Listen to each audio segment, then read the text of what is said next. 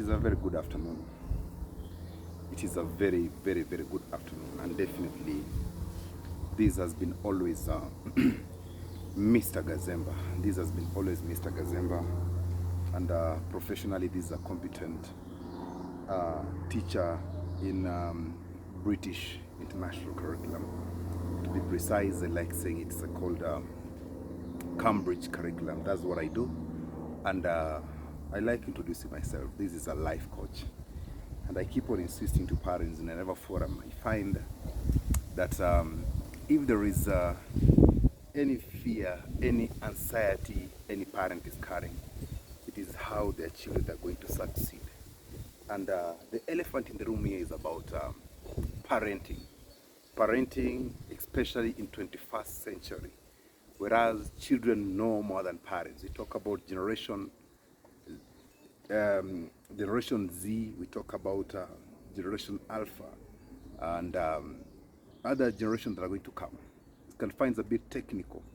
Forget about those who are in millennials, Generation X, and our generation. It means that it's a bit difficult for a parent if you want to raise your child the way your mother raised you. We are living in a different era. So very quickly, in case you're watching this video for the first time, the game is still the same. Don't forget to like, subscribe, share.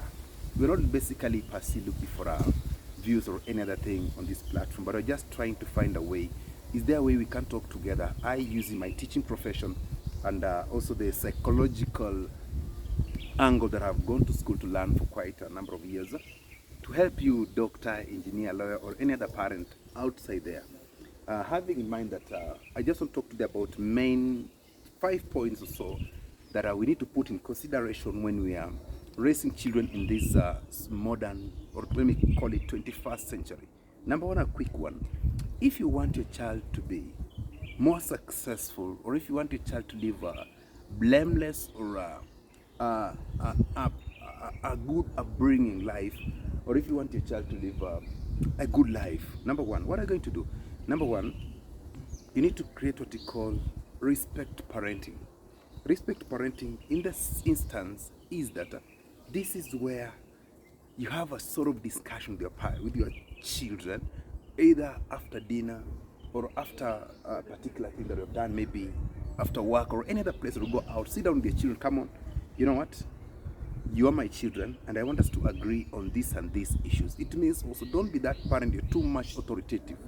The issue of don't do, never do, don't plan, and at times it doesn't work. So I'm just encouraging parents, please let us find a way of having what you call respectful parenting, whereby have a discussion, a candid discussion with your children. If it means doing the house chores or house duties, you need to come up at least with clear understanding. You tell them, you know what, do this one from tomorrow in a very respectful way. And as you emphasize, number two, when they try to bring up a point, it is good, listen to them. Listen to them, tell them, you know what, whatever you're saying, it is good. But my thinking is, if we do approach it on this angle, it's going to be more productive than how you're putting it. It means you've tried to correct this child, yes, but in a very respectful way. Because we need also to build our children's self-esteem. I think I'm favored most of the time. I deal with students who are not raised in Kenya. I have a number of students from Canada, a number of them from United States, a number of them from Europe. When I talk about Europe, I talk about England, I talk about those parts of, how do you call it, Norway. We talk about those who are from Sweden, those parts of Europe. There's one point in Kenya or in Africa we don't emphasize so much. We are mostly lowering or killing our children's self-esteem. We raise children who cannot express themselves. We raise children who are always under the parents' umbrella. They cannot be creative. And you need to understand as parents, there is a high chance your child can be smarter than you. Listen to this. There is a high chance your son can be smarter than you, be it academically, be it socially, or any other angle of life. So let us create what we call respectful parenting. Respect their decision, correct them with love. Remember, the only special things you have, more than anything you have. Number two, emphasize the value of education. This is very important to parents. emphasize the value or importance of education in life, not per se you are going to schools that after finish school you become this, you get money. That is a wrong perception of education. Education, this is whereby you are instilling knowledge in your child to know what is right, what is good, so that your child can become knowledgeable. Listen to me. Any successful business person, and he has also gone to school, or he has schooled very well, he's having what you call knowledge, or he's having education very well. This person talks well, this person dresses nicely, this person knows how to handle things because of the education he has received. So emphasize so much as a mother, as a father, to your children the importance of education. I'm going fast because of time. Number 3, keep your child curious. Every time as a mother, as a father, learn to arouse your children's curiosity over contemporary issues in the society. Always put the discussion, like for example, whatever is happening in the country, there is demonstration. Be curious to know what is their take. Through those questions to them, what is your take on this issue? Like now we're being an elephant in the world now. One thing that I'm always against about the homosexuality, we call it the whole LGBTQ. Of course, as a believer, is totally immoral, totally wrong. I condemn it the strongest term. But throw that question to your children one day, if they're of age, maybe between 13, 14, 15, in the bracket up to 18 there. Be curious to know what is your take on this. And once they give out their views in a very lovely way also, tell them, you know what, the Bible talks about this. If it's a Muslim, the Quran, the Prophet talks about this. So please, the right thing for us to do, we should always stay upright until the right time comes.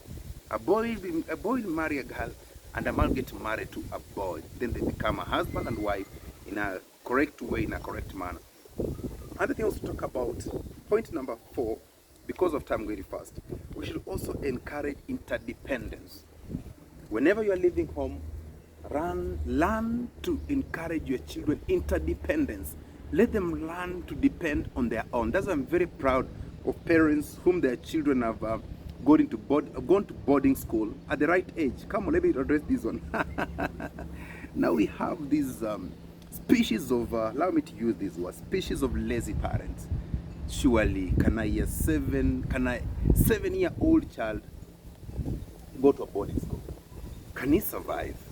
I don't know. I think these are lazy parents. Some parents just become lazy, which is not good. So please, parents, when your child reaches of age, I prefer the right age for a child to go for a boarding school, maybe 14, if possible, or 15 or 16 there. But in between the age of 0 up to the age of 14, I prefer parents, please stay with your children at home, learn them, know them. As you're learning and knowing them, create an interdependence environment. At the end of the day, you are not going to live with these people forever.